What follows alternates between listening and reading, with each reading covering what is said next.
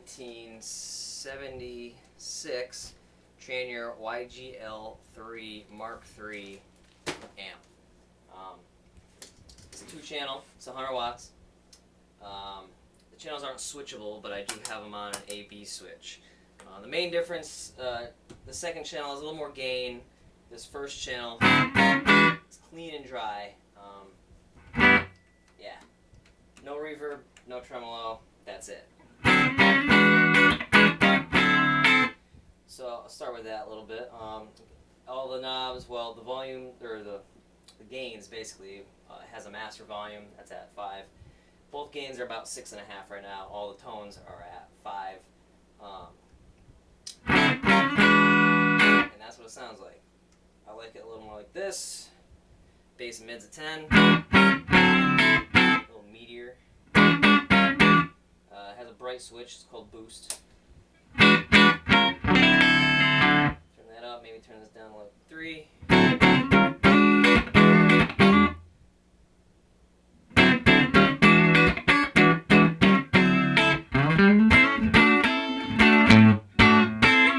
That sounds pretty good. I don't know if I'm going to clip the mic here, but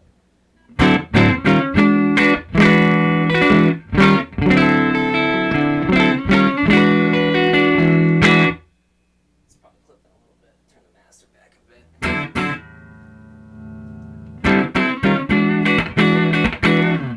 You know, that's about how much gain you get out of this thing in that channel.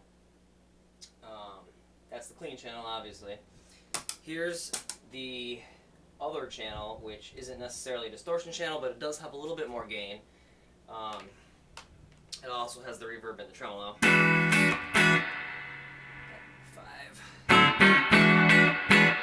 There's a reverb on 5 too.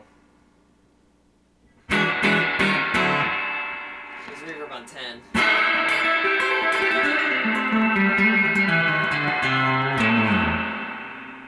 Here's it off the way I like it. Doesn't that sound nice? Volume up. Woo! Alright, that clip.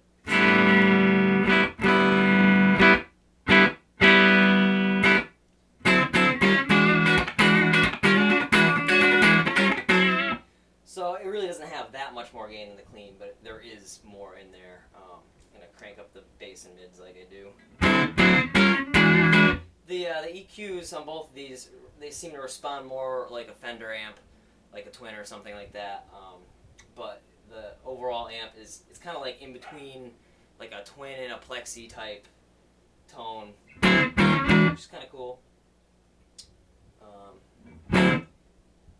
Well, anytime you use a bright switch and you have your gain or your volume all the way up, it's not going to make any difference, because there's one capacitor that is switching in or out, and if you have the volume up, it's already full in.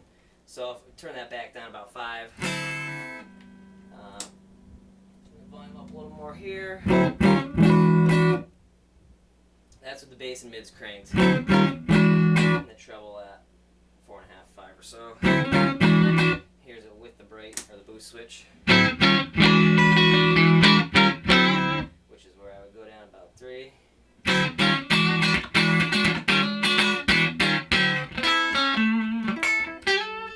So that sounds nice. I'm going to put that reverb back in. Everybody loves reverb.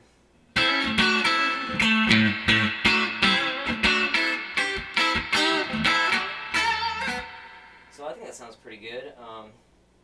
You know, and I normally run it, the gain cranked, volume down a little bit. A little more treble.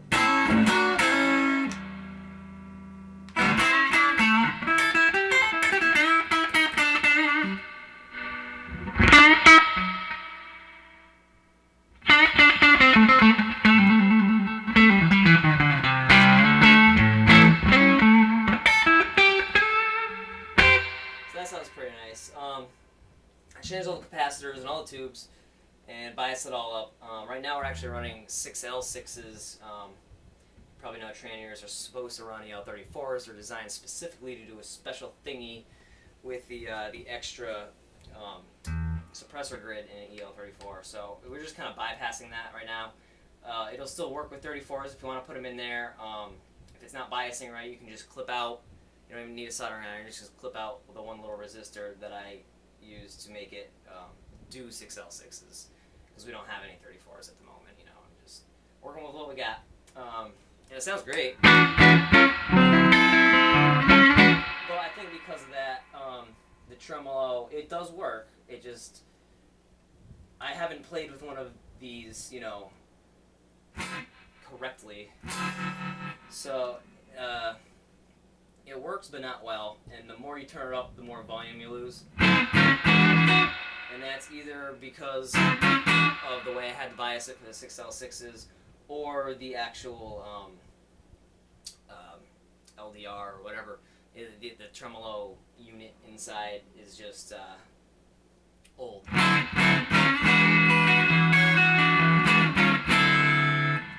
So if I crank that up, crank the volume up.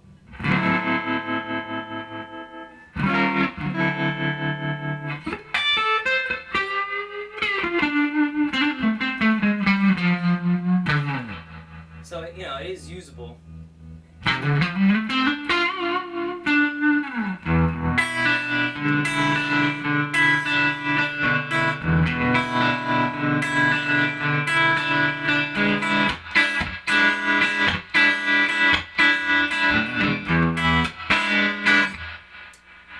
Too much there.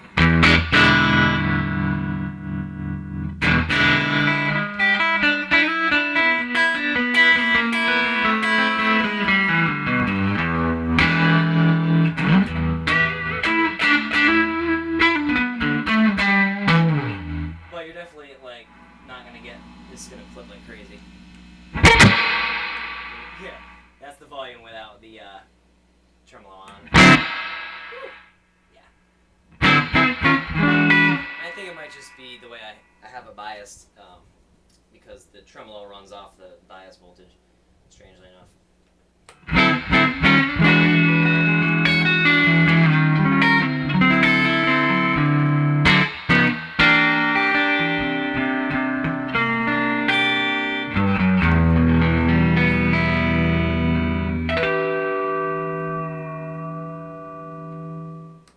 So I'm going to grab the Les Paul, and we're going to see how that sounds.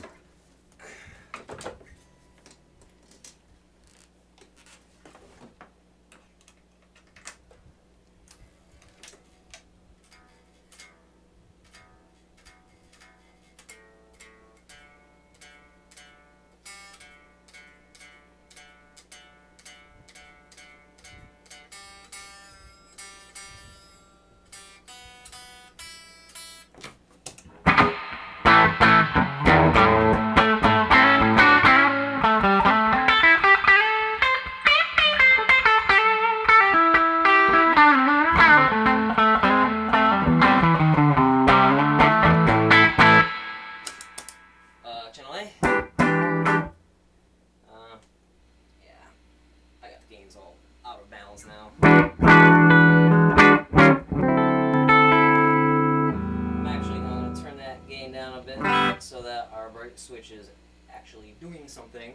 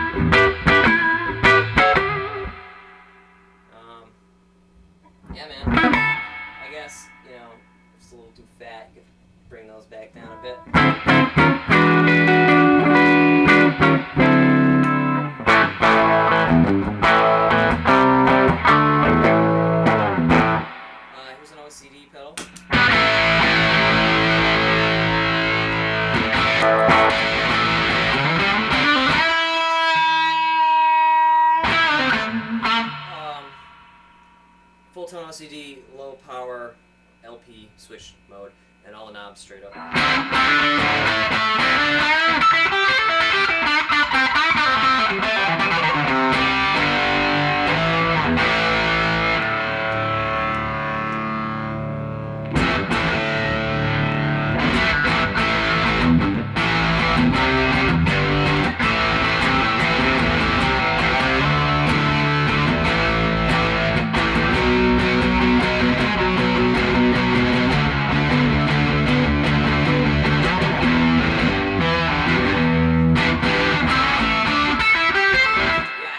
Planned out what I'm gonna play with it.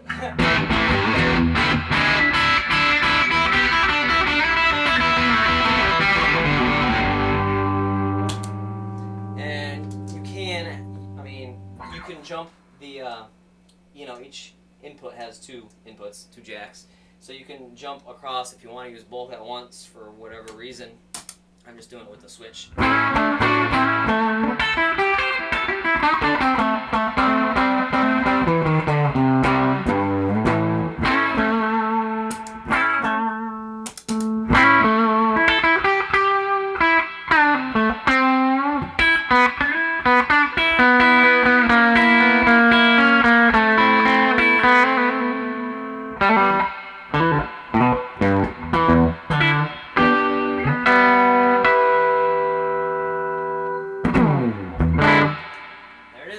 Traynor YGL-3 Mark-3.